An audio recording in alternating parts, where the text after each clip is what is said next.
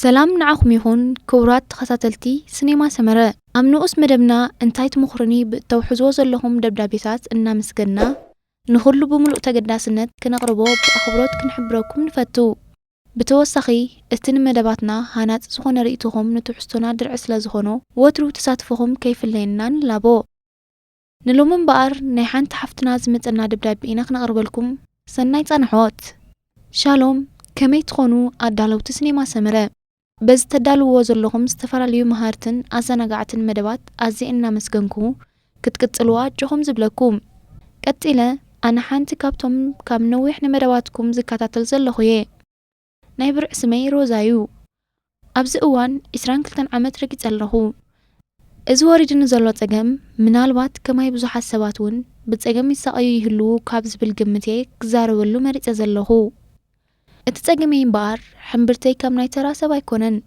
ወረ ሕጂ ሓይሽ እምበር እናናእሰ ይመፅእ ኣሎ ኣመናዩ ዓብ ነይሩ ሕጂ ግን ክንዲ ሰብ ስለ ዝኾንኩ ክሰክፈኒ ጀሚሩ ዝኾነ ቐንዛ የብለይን ግን ካብዚ ስክፍታይ ንኽገላገል መጥባሕቲ እንተገበርኩ ከመይ ይመስለኩም ንእትገብሩለይ ዘለኹም ምትሕብባር ኣዝየ የመስግን ትብለና ኣላ እሞ ብወገንና ንሮዛ ብልቢ እናመስገንና ዝተፈላለዩ መርበባት ብምፍታሽ ዝረኸብናዮ ሓበሬታታት ናብኣን ናባኹምን ነብሎ ኣለና ሰናይ ምክትታል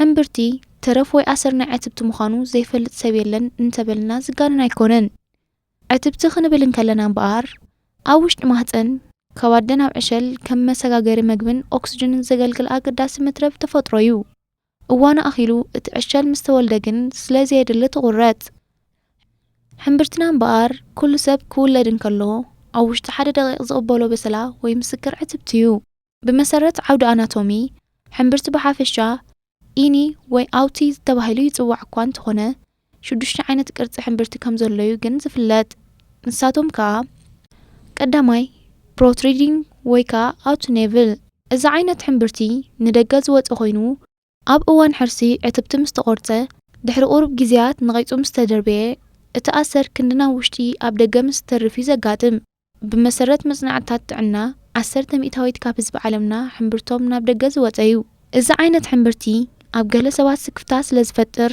ብመጥባሕቲ ይዕርይዎ እዮም ካልኣይ ዲፕ ሃሎው ኔቭል እዚ ዓይነት ሕንብርቲ ከዓ ክብብ ኢሉ ዕሙቕ ዝበለ ኮይኑ ምስ ዝተኸፍተ ኣፍ ዝመሳሰል ቅርፂ ከዓ ኣለዎ ዲፕ ሃሎው ዓይነት ሕንብርቲ ምስ ምውሳኽ ስብሕታት ማለት ምስ ምግዛፍ ከስዐ ኣብ ዝተፈላለዩ ሰባት ዘቃጥም ክስተት እዩ እዚ ግን መዓልታዊ ስፖርታዊ ምንቅስቓስ ብምክያድ ናብ ንቡር ክንመልሶ ንኽእል ኢና ሳልሳይ ቨርቲካል ወይ ናሮው ኔቭል እዚ ዓይነት ሕንብርቲ ከዓ ንትኹል ዝወረደ ኮይኑ ንኸብዲ ኣብ ክልተ ዝመቐላ ሕንፃት እዩ ዝመስል ፅብብ ዝበለ ብምዃኑ ከዓ ፊደል ኣይ ዝመሳሰል ቅርፂ ይህልዎ ቨርቲካል ወይ ናሮው ኣብ ዝበዝሑ ሰባት ዓለምና ከም ዘሎ ከዓ ኣብ 2010 ዝወፀ መፅናዕትታት ይሕብረና ራብዓይ ሆሪዘንታል ኔቭል ሆሪዘንታል ዓይነት ሕንብርቲ ቲ-ታይፕ ተባሂሉ እውን ይግለፅ እዩ ንጋድም ዝተተኸለ ቅርፂ ዘለዎ ኮይኑ ምስ ዲፕ ሃሎው ዝመሳሰል ዓይነት ሕንብርቲ እዩ እንተኾነ ሆሪዘንታል እቲ ላዕለዋይ ክፋል ነቲ ውሻጠ ሕንብርቲ ስለ ዝሽፍኖ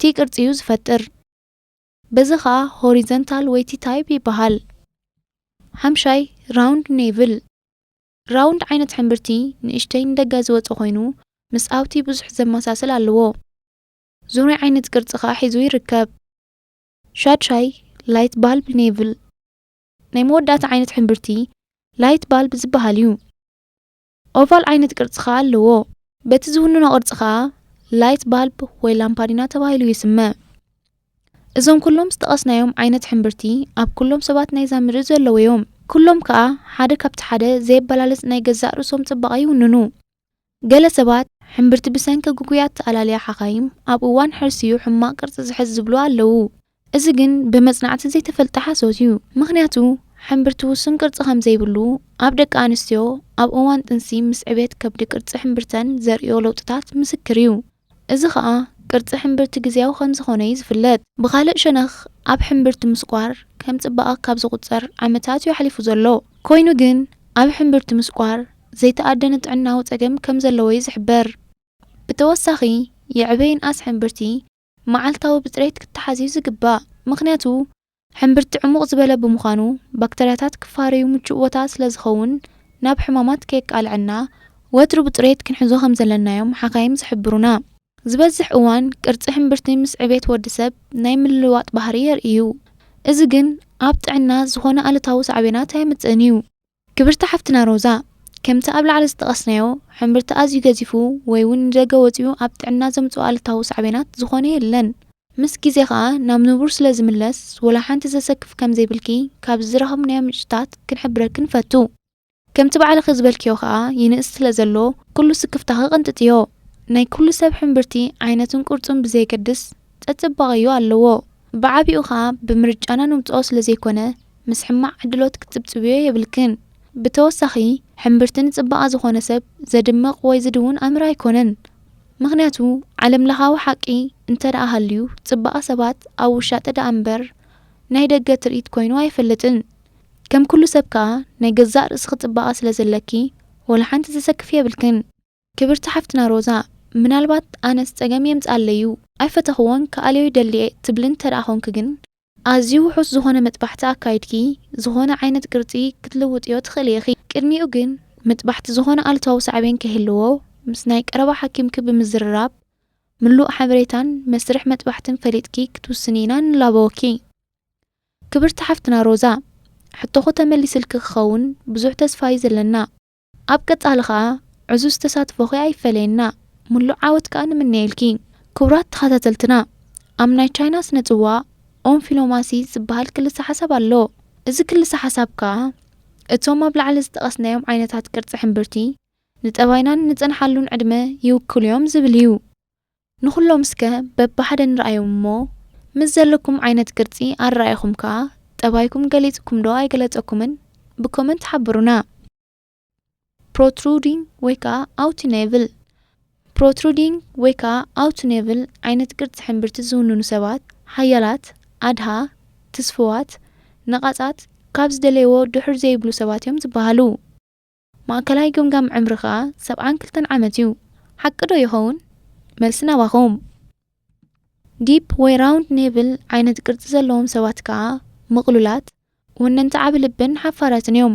ካብ ሕፍረት ዝተላዕለ ከዓ ንዘፍቅርዎ ሰብ ኣይነግርዎን እዮም። ማእከላይ ግምጋም ዕምሪ ከዓ 81 ዓመት እዩ። ቨርቲካል ወይ ከዓ ኦፕሎንግ ኔቭል ቨርቲካል ወይ ከዓ ኦፕሎንግ ኔቭል ዓይነት ቅርጺ ሕንብርቲ ዝውንኑ ሰባት ከዓ ሙሉእ ርእሰ ተኣማንነት፣ ልግስን ስምዒታውያንን እዮም ዝበሃሉ። ማእከላይ ገምጋም ዕምሮም ከዓ 75 ዓመት ይበጽሕ። ሆሪዘንታል ኔቭል ሆሪዘንታል ኔቭል ዝውንኑ ሰባት ድማ ኣዝዮም ስምዒታውያን ኮይኖም ንዝኾነ ሰብ ብቕልጡፍ ዘይኣምኑ እዮም። እንተኣሚኖም ግን እቲ ሰብ መዓር ክንደይ ኣብ ህይወቶም ኣገዳሲ ምዃኑ ዘርኢ ምልክት እዩ። እቲ ኣብ ህይወት ዝኽተልዎ ኣምር ከዓ ንሰባት ምስ ዝግደሱልካ ጥራይ ትግደሰሎም ዝብል እዩ። ማእከላይ ገምጋም ዕምሮም ከዓ 68 ዓመት ይግመት። ኦፍ ሰንተር ወይ ራውንድ ኔቭል እዞም ዓይነት ቅርጺ ዝውንኑ ሰባት ከዓ ሓጎስን ምዝንጋዕን ኣመና ዝፈቱ ሰባት ኮይኖም ፍሉይ ባህሪ ከዓ ኣለዎም። ኩሉ ግዜ ብሓጎስ ክነብሩ ድማ ስለ ዝህቅኑ ናይ ሓጎስ ስምዒቶም ክብ ከብልዎዮም ወትሩ ዝፅዕሩ። ማእከላይ ገምጋም ዕምሮም ከዓ 70 ዓመት ይግመት። ላይት ባልብ ወይ ከዓ ኦቫል ሼፕ ኔቭል ላይት ባልብ ወይ ኦቫል ሼፕ ኔቭል ዝውንኑ ሰባት ከዓ ኣመና ውዑያት፣ ኣመና ተነቅፍትን ምዃኖም እዩ ዝግለጥ። ካብቲ ወዓይኦም ዝተላዕለ ከዓ ብቐሊሉ ዝጉድኡ ሰባት እዮም። ዓቕሊ ስለ ዘይብሎም ከዓ ቅልጡፍ ናይ ምስልቻው ባህሊ ብቐሊሉ የንጸባርቑ። ማእከላይ ገምጋም ዕምሮም ከዓ 65 ዓመታት ኣቢሉ ከም ዝበጽሕ እዩ ዝግመት። ክቡራት ተኸታተልትና እዚ ዝገለጽናልኩም ሓቅነት ኣለዎ ዶ የብሉን መልሲ ኣብ ኢድኩም እዩ ዘሎ እሞ ብኮመንት ገለበሉና። ዝኸበርኩም ተኸታተልትና ንሎሚ ዝበልናዮ ትሕሶ እዚ ሰማዕኩም ወይ ነይሩ። በዚ መደብ ዓጊብኩም ክትኮኑ ሙሉእ ተስፋና። ኣብ ቀጻሊ ብኻልእን ሓድሽን ትሕሶ ክሳብ ንመጸኩም ኣብ ህይወትኩም ዓወትን ኣሳለጦን ንምንየልኩም። ፀጽብቑ ንዓኹም ይኹን ወድሓንኩም።